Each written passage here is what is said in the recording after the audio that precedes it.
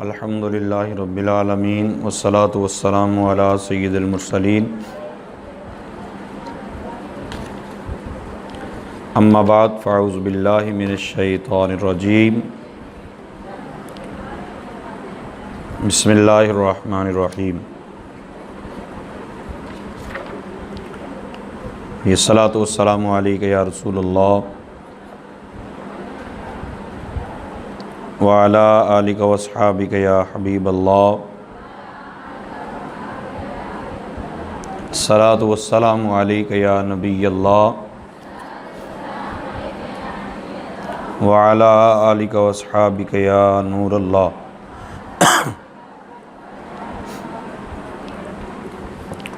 سورۃ الفاتحہ یہ بہت ہی زبردست سورت ہے۔ اس کے اندر اللہ تعالیٰ نے بندوں کو دعا مانگنے کا طریقہ ارشاد فرمایا۔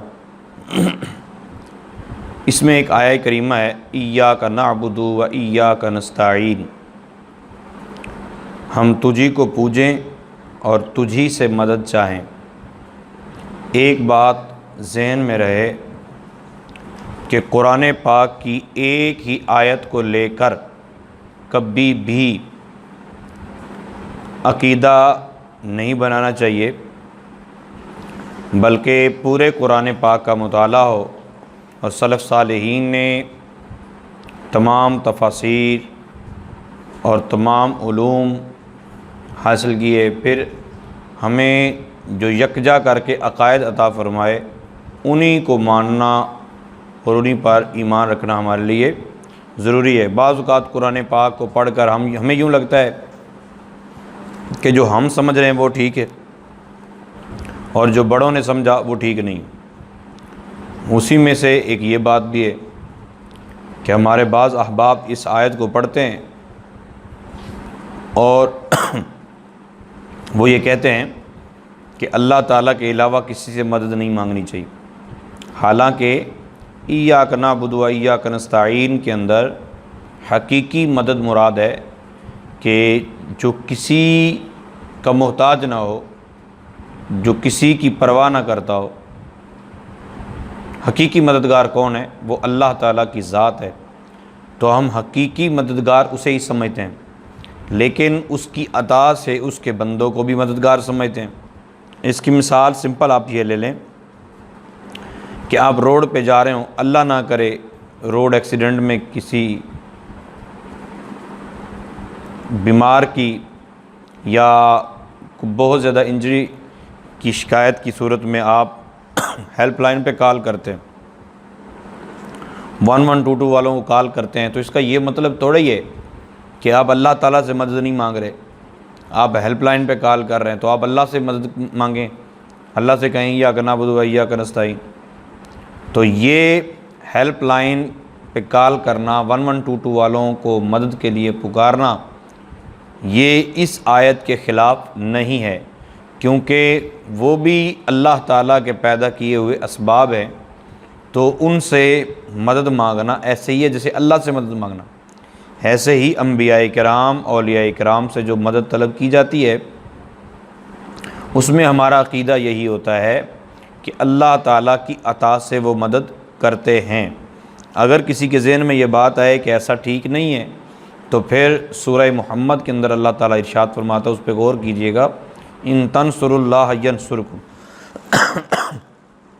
اگر تم اللہ کی مدد کرو اللہ تمہاری مدد کرے گا۔ اس کا مطلب یہ نہیں ہے کہ اللہ تعالیٰ مدد کا محتاج ہے، مطلب یہ ہے کہ تم میرے بندوں کی مدد کرو۔ تو ایاک نعبد و ایاک نستعین سے تو ہمیں یہ سمجھ آتا ہے کہ مدد صرف اللہ ہی کرتا ہے، تو پھر اللہ ہمیں کیوں کہہ رہا ہے مدد کرنے کو؟ تو دونوں چیزیں اپوزٹ آ گئی نا، ایک دوسرے کے مقابل آ گئیں۔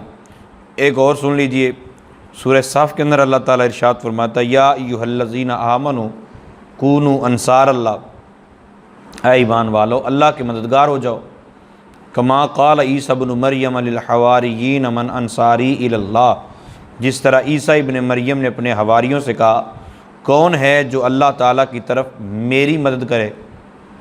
قال الحواریون نحن انصار اللہ، تو حواریوں نے کہا کہ ہاں ہم ہیں اللہ تعالیٰ کی طرف مدد کرنے والے۔ تو حواریوں سے مدد مانگنا اور پھر حواریوں کا مدد کرنا اور پھر اللہ تعالیٰ کا یہ کہنا کہ اے ایمان والو تم بھی اللہ تعالیٰ کے مددگار ہو جاؤ، مطلب اللہ کے بندوں کے مددگار ہو جاؤ۔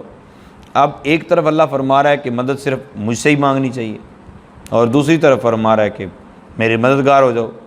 تو بظاہر یہ لگتا ہے کہ دونوں آیتیں ایک دوسرے کی مخالف ہیں، جبکہ حقیقت میں ایک دوسرے کی مخالف نہیں ہیں، بلکہ یوں کہہ لیجئے کہ جہاں بھی قرآن پاک میں غیر اللہ سے مدد مانگنا شرک قرار دیا ہے، غیر اللہ کو پکارنا شرک قرار دیا ہے، وہاں مطلب یہ ہے کہ اللہ تعالیٰ کے مقابل کسی کو لا کر کھڑا کرنا، کسی کو معبود سمجھ کر پکارنا، کسی کو معبود سمجھ کر مشکل کشا کہنا، کسی کو معبود یعنی خدا سمجھ کر اس سے حاجت روائی کرنا، یہ سارا کا سارا شرک اور کفر ہے۔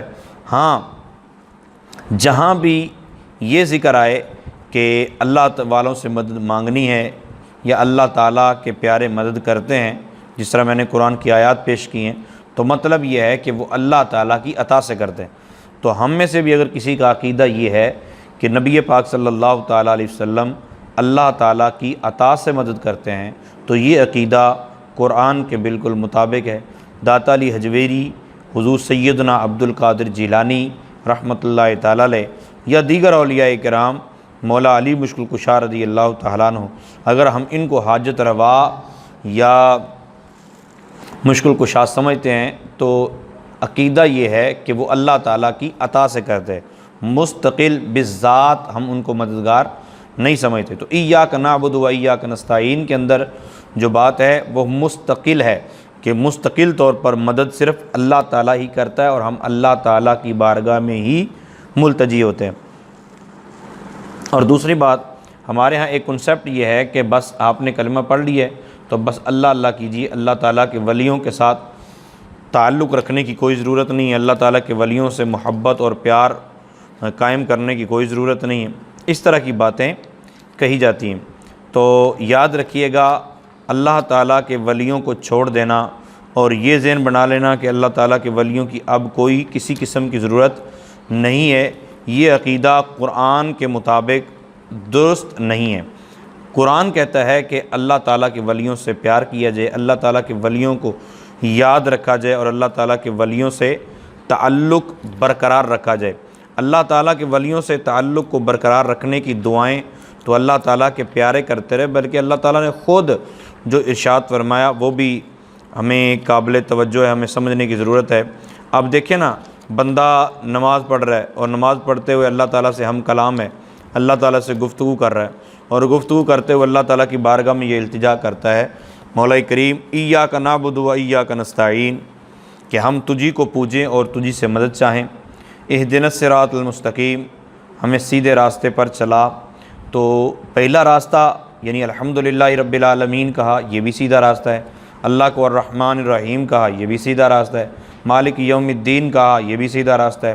ایاک نعبد و ایاک نستعین، اگر کسی کے ذہن میں یہ ہے کہ صرف ایاک نعبد و ایاک نستعین پڑھ کر یا اس پر عقیدہ رکھ کر ہمیں کسی ولی نبی کی ضرورت نہیں رہتی، تو میرے پیارے یہ بہت بڑی خطا ہے۔ کیوں کہ اللہ تعالیٰ فرماتا ہے کہ پھر اس سے آگے بھی دعا مانگو۔ وہ دعا کیا مانگنی؟ وہ دعا یہ مانگنی ہے، اہدنا الصراط المستقیم، الہ العالمین ہمیں سیدھے راستے پر چلا۔ اب یہاں بھی بات ختم نہیں ہوئی، آگے بات یہ ہے کہ کون سا سیدھا راستہ؟ صراط الذین انعمت علیہم، ان لوگوں کے راستے پر چلا جن پر تو نے اپنا انعام کیا۔ اب غور کرنے والی بات یہ ہے کہ یہ کن کا ذکر ہو رہا ہے؟ اللہ تعالیٰ فرماتا ہے فَأُولَٰئِكَ مَعَ الَّذِينَ أَنْعَمَ اللَّهُ عَلَيْهِم مِّنَ النَّبِيِّينَ وَالصِّدِّيقِينَ وَالشُّهَدَاءِ وَالصَّالِحِينَ۔ تو اس سے چار قسم کے لوگ مراد ہیں، انبیاء، صدیقین، شہداء اور صالحین۔ گویا بندہ نماز پڑھتے ہوئے اگر معانی و مفاہیم کو سمجھتا ہے تو اللہ تعالیٰ کی بارگاہ میں یہ التجا کر رہا ہوتا ہے، اے مولا مجھے اپنے انبیاء کے رستے پر چلا، صراط مستقیم پر چلا۔ کون صراط مستقیم ہے؟ کون سا؟ جو صرف تیرا راستہ ہے؟ نہیں، بلکہ اللہ کا راستہ ہے ہی وہ جو انبیاء کا راستہ ہے۔ مولا کریم مجھے صدیق اکبر کے راستے پہ چلا، مجھے عمر فاروق کے راستے پہ چلا، عثمان غنی کے راستے پہ چلا، امام حسن و حسین مولا علی کے راستے پہ چلا، کیونکہ وہ شہید ہیں نا، تو ان لوگوں کے راستے پر چلا۔ اور پھر سلف صالحین کا ذکر بھی کرتا ہے کہ مولا کریم داتا علی اجویری کے راستے پہ چلا، عبد القادر جیلانی کے راستے پہ چلا، کیونکہ ولی تو ان کو سب مانتے ہیں نا۔ تو اگر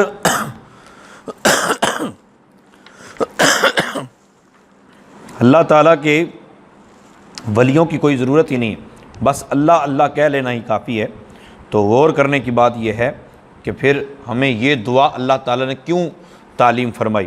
بلکہ اس سے بہتر ایک اور دلیل آپ کو عرض کر دوں،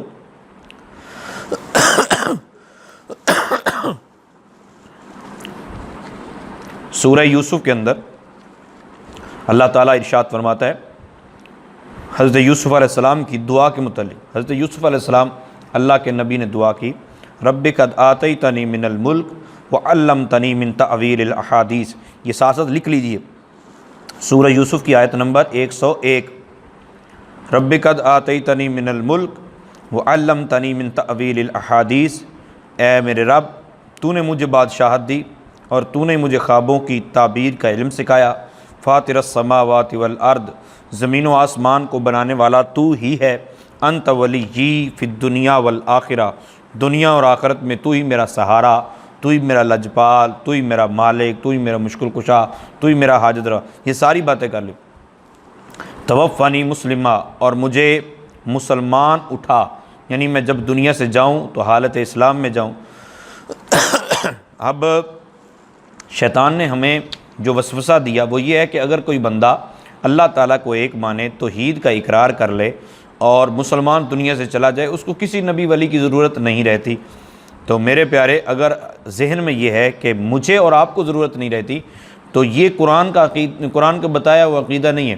قرآن جو عقیدہ بتا رہا ہے وہ سیدنا یوسف علیہ السلام کی زبان سے کہ مولا کریم میں تجھے حاجت روا بھی مانتا ہوں، مشکل کشا بھی مانتا ہوں، مجھے حالت اسلام میں اٹھا۔ یہ ساری باتوں کے باوجود میں کہتا ہوں وَأَلْحِقْنِي بِالصَّالِحِينَ، اور مجھے نیک لوگوں کے ساتھ کر دے۔ تو نیک لوگوں کی معیت کی دعا حضرت یوسف علیہ السلام نے بھی کی۔ اس پہ انشاءاللہ عز و جل باقاعدہ بیان بھی ہوگا کہ اولیاء اللہ کا تعلق، اولیاء اللہ سے نسبت ہمیں جوڑنی چاہیے۔ تو یہ سورہ فاتحہ تھی۔ اس کے متعلق یہ ذہن میں رکھیے کہ امام کے پیچھے سورۃ فاتحہ پڑھنے کی اجازت نہیں ہے۔ تنہا اگر کوئی بندہ نماز پڑھ رہا ہے یا کوئی بی بی نماز پڑھ رہی ہے تو تنہا فرض کی پہلی 2 رکعتوں کے اندر، سنت، وتر اور نفل کی ہر رکعت کے اندر سورۃ فاتحہ پڑھنا واجب ہے۔ یعنی اگر بھول کر چھوڑ بیٹھے تو سجدہ صاف کرنا پڑے گا اور نماز درست ہو جائے گی۔ امام کے پیچھے سورۃ فاتحہ پڑھنے کی اجازت نہیں ہے، کیونکہ سورہ اعراف کے آخر میں اللہ تعالیٰ ارشاد فرماتا ہے، یہ سورہ اعراف لکھ لیجئے نا، سورہ اعراف کے آخر میں اللہ تعالیٰ ارشاد فرماتا ہے وَإِذَا قُرِئَ الْقُرْآنُ فَاسْتَمِعُوا لَهُ وَأَنصِتُوا لَعَلَّكُمْ تُرْحَمُونَ۔ یہ آیت نمبر 204 ہے۔ یعنی امام کے پیچھے سورۃ فاتحہ نہ پڑھنے کی دلیل ہمارے پاس سب سے پہلے قرآن پاک سے، آیت نمبر 204 کہ جب قرآن پڑھا جائے تو اسے کان لگا کر سنو، یعنی آواز آ رہی ہو تو کان لگا کر سنو، اور اگر آواز نہیں آ رہی تو پھر خاموش رہو کہ تم پر رحم کیا جائے۔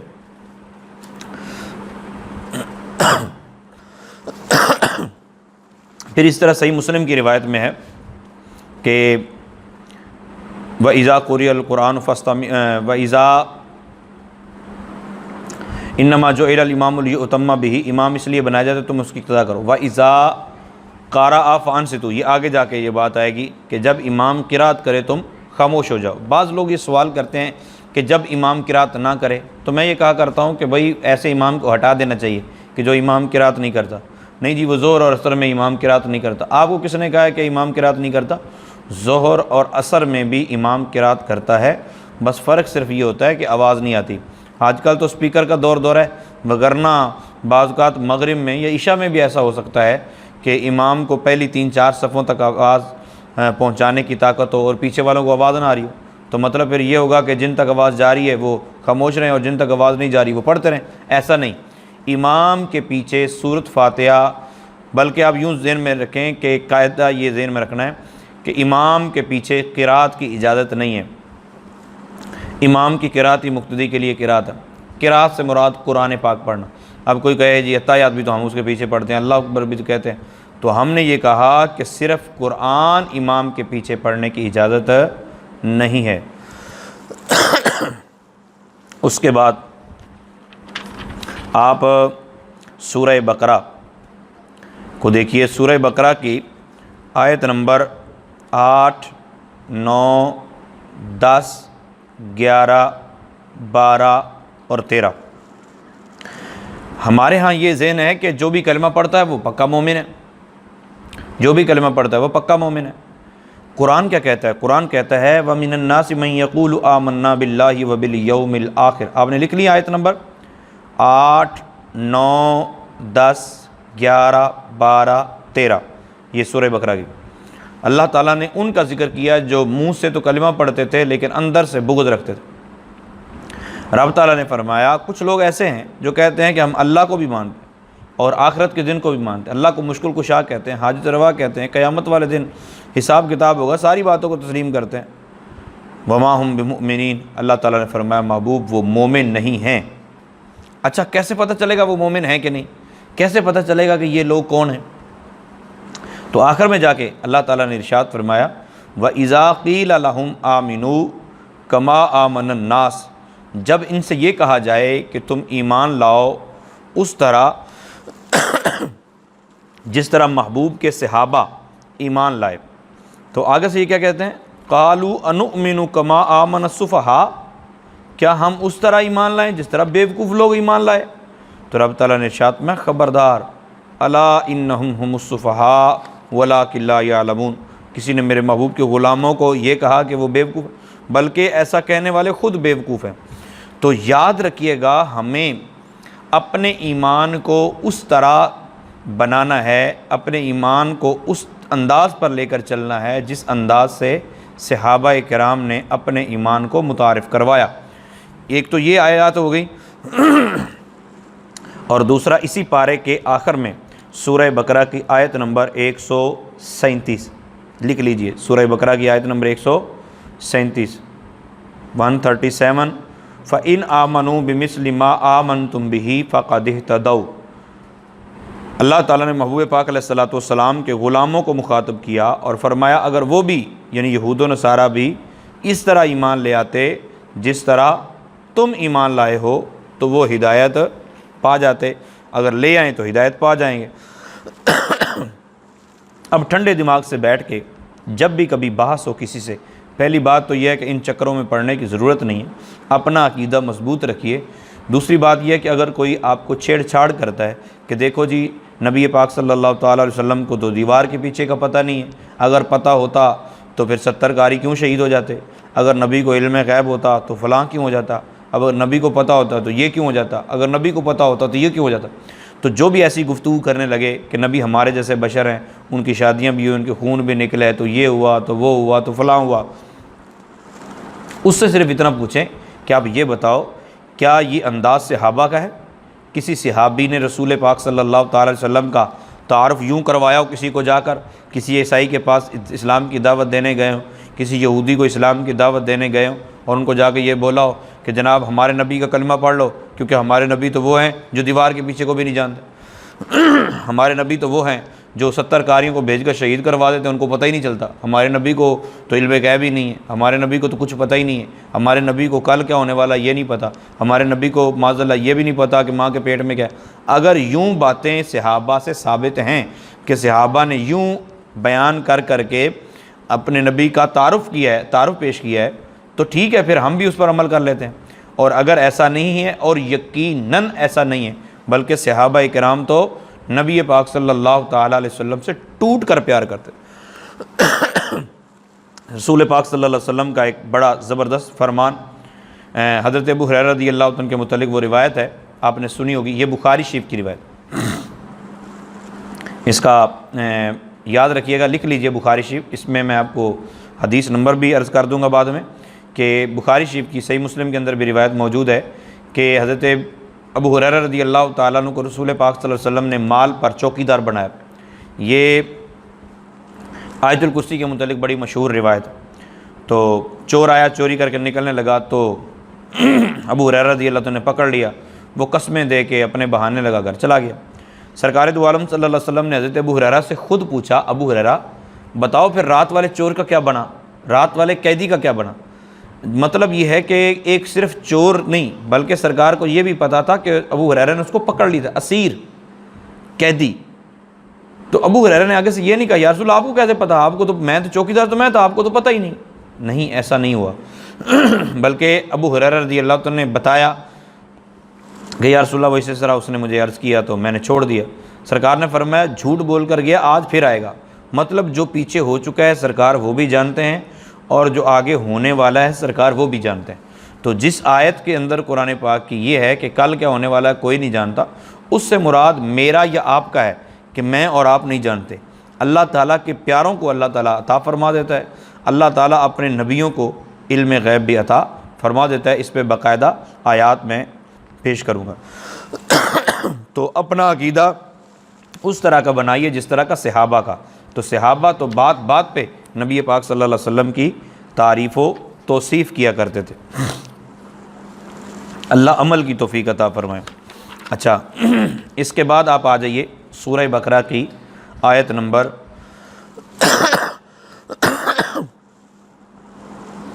30 اور 31۔ سورہ بقرہ کی آیت نمبر 30 اور 31۔ اللہ تعالیٰ ارشاد فرماتا ہے وَإِذْ قَالَ رَبُّكَ لِلْمَلَائِكَةِ إِنِّي جَاعِلٌ فِي الْأَرْضِ خلیفہ۔ محبوب یاد کرو جب آپ کے رب نے فرشتوں سے فرمایا کہ میں زمین پر اپنا ایک نائب بنانے والا ہوں۔ اب زمین پر اپنا نائب بنانا، اللہ تعالیٰ کو نائب بنانے کی ضرورت کیا ہے؟ اللہ تعالیٰ تو ضرورت سے پاک ہے، پھر اللہ تعالیٰ نے نائب کیوں بنایا؟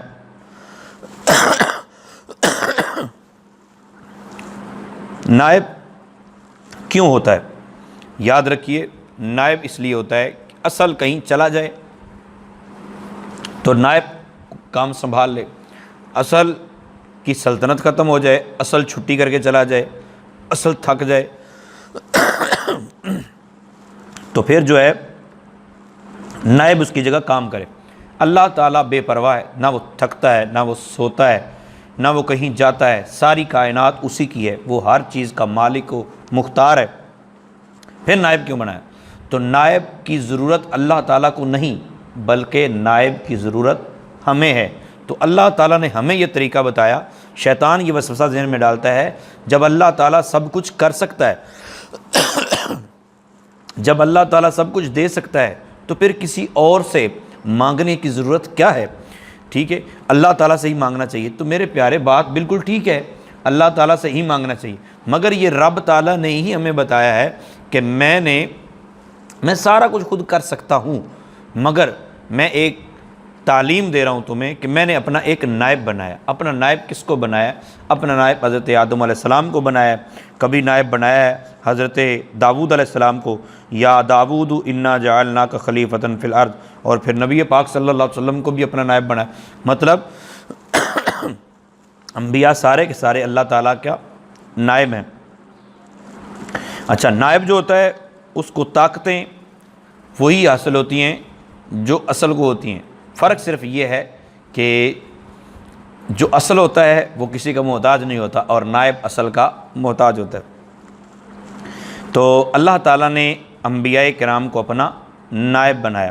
دیکھیں نا، اگر کوئی آپ پہ اعتراض کرے کہ اللہ تعالیٰ جب سب کی خود سنتا ہے، سب کو خود دے سکتا ہے، پھر کسی غیر سے مانگنے کی ضرورت کیا ہے؟ تو اس سے پوچھیں کہ بتاؤ اللہ تعالیٰ روح قبض کر سکتا ہے نا سب کی، اور کرتا بھی ہے، قرآن پاک میں موجود ہے کہ اللہ تعالیٰ موت دیتا ہے۔ تو اللہ تعالیٰ سب کی روح خود قبض کر سکتا ہے؟ وہ بولے گا جی کر سکتا ہے۔ تو اس سے پوچھو بتاؤ پھر قل یتوفاکم ملک الموت الذی وکل بکم، اللہ تعالیٰ نے اس کام کے لیے فرشتے کو کیوں رکھا؟ پھر اس سے پوچھیے ہواؤں کو چلا سکتا ہے نا اللہ تعالیٰ خود؟ جی بالکل چلا سکتا ہے۔ پھر ہواؤں کو چلانے کے لیے فرشتے کیوں رکھے؟ بادلوں کو ہانکنے کے لیے فرشتے کیوں رکھے ہیں؟ ٹھیک ہے، اعمال نامہ لکھنے کے لیے فرشتے کیوں رکھے ہیں؟ اور بہت سارے کام ہیں جس کے لیے اللہ تعالیٰ نے فرشتے رکھے ہیں۔ تو فرشتے رکھنے کا مطلب یہ نہیں ہے کہ اللہ تعالیٰ وہ کر نہیں سکتا۔ اسی طرح ہمارا اللہ تعالیٰ کے پیاروں سے استمداد، اللہ کے پیاروں کا وسیلہ، اللہ تعالیٰ کے پیاروں سے مانگنے کا مطلب یہ نہیں ہے کہ اللہ تعالیٰ نہیں دے سکتا، بلکہ مطلب یہ ہے کہ اللہ تعالیٰ نے اپنے ان پیاروں کو کمالات عطا فرمائے ہیں تو ان پہ اللہ تعالیٰ راضی ہے۔ تو جب ہم ان سے طلب کریں گے تو اللہ تعالیٰ ان کے صدقے یا ان کے وسیلے سے طلب کریں گے تو اللہ تعالیٰ ہمارے حال پر بھی کرم فرمائے۔ مگر یہ یاد رکھیے گا کہ ہمارا یہ عقیدہ نہیں ہے کہ جو وسیلے کے بغیر مانگے اللہ اسے دے نہیں سکتا۔ جو کسی کو چھوڑ کر، مطلب رسول پاک صلی اللہ تعالیٰ علیہ وآلہ وسلم سے نہیں مانگتا، اللہ سے مانگتا ہے تو اللہ اسے دیتا نہیں، یہ ہمارا عقیدہ نہیں ہے۔ آیت نمبر 31 کے اندر آدم علیہ السلام کے علم غیب کا بیان ہوا کہ آدم علیہ السلام کو اللہ تعالیٰ نے کتنا علم تھا، غیب کا علم۔ ایک ذہن یہ بھی آتی ہے بات کہ جو چیز مل جائے وہ تو غیب نہیں رہتی۔ آپ کو بات سمجھ آ رہی ہے نا کہ جو چیز بندے کو پتہ چل جائے وہ تو غیب نہیں رہتی، تو جو نبی کو اللہ نے بتا دیا وہ غیب نہ رہا۔ تو یہ بڑی میٹھی چھریاں ہوتی ہیں کہ وہ دیکھیں جی جب اللہ تعالیٰ نے دے دیا ہے، جب اللہ تعالیٰ نے بتا دیا تو اب غیب تو نہ رہا۔ تو اس کا مطلب یہ ہوا جو چیز کا پتہ چل جائے وہ غیب نہیں ہے۔ تو مجھے بتائیے اللہ تعالیٰ کو علم غیب ہے؟ پھر یہ تو سب کا عقیدہ کہ اللہ کو علم غیب ہے، تو مجھے بتائیے اللہ تعالیٰ کو سب چیزوں کو پتہ، پھر اللہ کو علم غیب کیسے ہے؟ اصل معاملہ غیب کی تعریف یہ ہے خلاصتاً کہ جو چیز ہم سے غیب ہے اللہ تعالیٰ بغیر کسی کے بتائے اس کو جانتا ہے، لہٰذا اللہ عالم الغیب ہے۔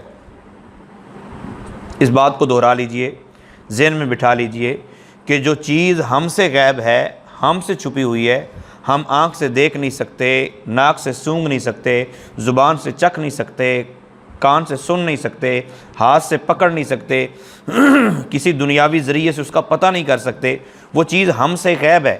اللہ تعالیٰ بغیر کسی کے بتائے اس کو جانتا ہے، لہٰذا اللہ عالم الغیب ہے، لہٰذا اللہ عالم الغیب ہے۔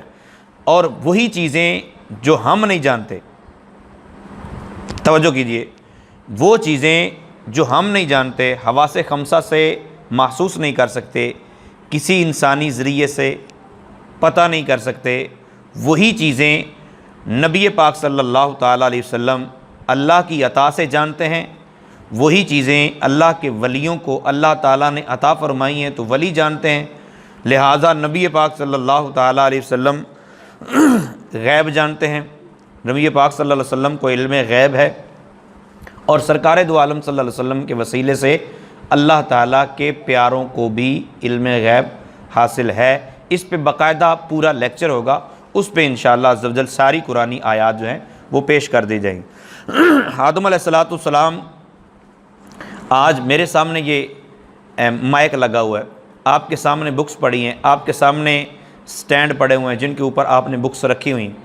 یاد رکھیے گا اللہ تعالیٰ فرماتا ہے وَعَلَّمَ آدَمَ الْأَسْمَاءَ كُلَّهَا، اللہ تعالیٰ نے آدم علیہ السلام کو تمام اشیاء کے نام سکھائے۔ قیامت تک جو چیز پیدا ہونی تھی اس کے جتنے نام تھے، جس زبان میں بھی جتنے نام تھے، مثال کے طور پہ آپ جس میں آٹا گوندتے ہیں نا اس کو بعض لوگ تنگاری کہتے ہیں، بعض لوگ اس کو بٹھل کہتے ہیں، بعض اس کو پرات کہتے ہیں، بعض اس کو کنالی کہتے ہیں، بعض اس کو تامیا بھی بولتے ہیں۔ ہم لوگ تو تامیا اس کو بولتے ہیں جو بڑا ہوتا ہے جس کے اندر پانی ڈالتے ہیں، لیکن بعض علاقوں میں یہ جس کے اندر آٹا گوندتے ہیں اس کو بھی تامیا بول رہے ہیں۔ تو ایک چیز کے جتنے نام تھے اللہ تعالیٰ نے آدم علیہ السلام کو وہ چیزیں بھی دکھا دی اور ان کے نام بھی بتا دیے۔ اور کمال کیا ہے کہ آدم علیہ السلام تو قیامت تک کی چیزوں کا نام پتہ ہے، اور کوئی اٹھ کے یہ کہے کہ ہمارے نبی صلی اللہ تعالیٰ علیہ وسلم کو نہیں پتہ فلاں چیز کا، میرا نہیں پتہ، فلاں کا نہیں پتہ، فلاں کا نہیں پتہ، تو یہ عقل سے آری لوگ ہوتے ہیں۔ اللہ تعالیٰ عقل سلیم عطا فرمائے، کیونکہ اللہ تعالیٰ نے تمام انبیاء سے بڑھ کر ہمارے آقا صلی اللہ تعالیٰ علیہ وسلم کو رتبہ عطا فرمایا۔ اس کے بعد لکھیے سورۃ البقرہ کی آیت نمبر 45، سورۃ البقرہ کی آیت نمبر 45، وَاسْتَعِینُوا بِالصَّبْرِ وَالصَّلَاةِ،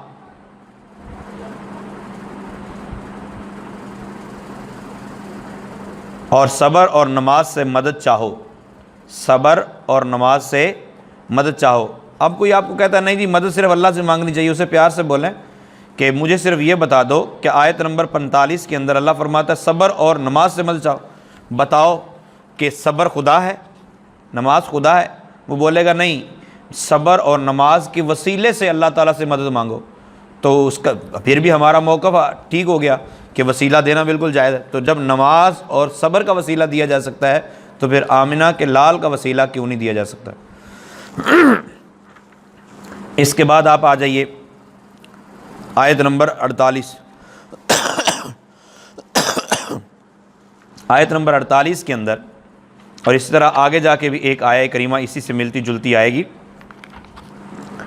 یہ آیت نمبر 48 اس کا لکھ لیجئے کہ موقف اس سے کیا ثابت ہوتا ہے؟ ثابت اس سے یہ ہو رہا ہے کہ قرآن پاک کی ایک ہی آیت کو پڑھ کر کوئی عقیدہ بنا لینا یہ درست بات نہیں ہے۔ اس کے بعد یہ بات آئے گی آیت نمبر 123 کے اندر، سورہ بقرہ کی آیت نمبر 123 کے اندر، 48 کے اندر بھی اور 123 کے اندر بھی۔ آپ کوئی بھی بحث کرنے والا جو ہے، دیکھیں میں یہ ساری باتیں آپ کو ڈیفینس کے لیے پیش کر رہا ہوں کہ جب کوئی آپ سے بحث کرتا ہے تو آپ ان کو پیار سے لاجواب کر دیں۔ کوئی کہتا ہے کہ نبی سفارش نہیں کر سکتا، کوئی ولی سفارش نہیں کر سکتا، کوئی کسی کا پرسان حال نہیں ہوگا، کوئی کسی کو پوچھے گا نہیں، اس سے پیار سے پوچھیں اچھا یہ بتائیں کہ حافظ 10 گھر والوں کی شفاعت کرے گا، رمضان شفاعت کرے گا؟ تو بولے گے ہاں جی کریں گے۔ جو حافظ قرآن ہے وہ 10 گھر والوں کی سفارش کرے گا؟ تو اس سے کہیے کہ قرآن پاک کی آیت میں تو اللہ تعالیٰ یہ فرماتا ہے وَاتَّقُوا يَوْمًا لَا تَجْزِي نَفْسٌ عَن نَفْسٍ شَيْئًا وَلَا يُقْبَلُ مِنْهَا شَفَاعَةٌ، کہ کوئی کسی کی سفارش قبول نہیں کی جائے گی، اور قیامت والے دن سے ڈرو جس دن کوئی جان دوسری جان کا بدلہ نہیں ہوگی، ٹھیک ہے، نہ کچھ لے کر جان چھوڑی جائے گی، تو شفاعت بھی قبول نہیں ہوگی۔ تو تم کہہ رہے ہو 10 گھر والوں کی سفارش حافظ قرآن کرے گا؟ وہ کہے گا بھائی اصل میں نا یہاں مراد ہے کافر کی کوئی سفارش نہیں ہوگی۔ اس سے پوچھو کہ کافر کا یہاں نام کہاں لکھا ہے؟ یہاں تو مطلقاً ہے۔ بولے گا نہیں یہاں مفسرین کرام نے فرمایا ہے کہ کافر کی سفارش قبول نہیں کی جائے گی۔ تو مطلب یہ ہوا کہ جب اپنے حافظ صاحب کی بات آئی تو ہم نے کہا قرآن پاک کی تفسیر کو مانیں گے، اور دوسری جگہ پہ قرآن میں موجود ہے من ذا الذی یشفع عندہ الا باذنہ، کہ کون ہے جو اللہ کے ہاں کسی کی سفارش کرے مگر اس کی اجازت سے۔ پتہ یہ چلا کہ ایک طرف تو یہ ہے کہ بالکل سفارش نہیں ہوگی، اور ایک آیت میں ہے کہ اللہ کی اجازت سے سفارش ہوگی۔ تو مطلب دونوں آیتیں ٹھیک ہیں۔ جہاں مطلقاً سفارش سے منع کیا گیا ہے وہاں مراد ہے کافر کی سفارش نہیں ہوگی، اور جہاں اجازت ہے وہاں مراد یہ ہے کہ اللہ کے پیارے سفارش کر سکیں گے۔ تو دونوں آیتیں ٹھیک ہو گئی۔ اسی طرح میں یہ کہہ رہا تھا کہ جہاں مدد کرنے کی بات ہے مراد یہ ہے کہ اللہ تعالیٰ کے پیارے اللہ کی اجازت سے مدد کر سکتے ہیں، اور جہاں مدد کو شرک کہا گیا غیر اللہ سے مدد کو، وہاں مراد یہ ہے کہ کسی کو معبود سمجھ کر پکارا جائے یا یہ سمجھا جائے کہ وہ معبود ہے لہٰذا وہ مدد کرتا ہے تو وہ شرک ہوتا ہے۔ اسی طرح آپ کو سر کھپانے والے یہ کہیں گے قرآن میں فلاں جگہ لکھا ہے نبی کو علم غیب نہیں ہے، فلاں جگہ لکھا ہے علم غیب نہیں، تو اسے کہو بھائی ہم دوسری جگہ پڑھ چکے ہیں کہ اللہ تعالیٰ نے علم غیب عطا فرمایا، جس طرح سورہ جن میں ہے عالم الغیب فلا یظہر علی غیبہ احدا الا من ارتضی من رسول۔ تو قرآن کی ایک آیت کو پڑھ کر یہ ثابت کر دینا کہ نبی کے پاس علم غیب نہیں ہے، یہ درست انداز نہیں، وگرنہ پہ تمہارا حافظ بھی شفاعت نہیں کر سکے گا۔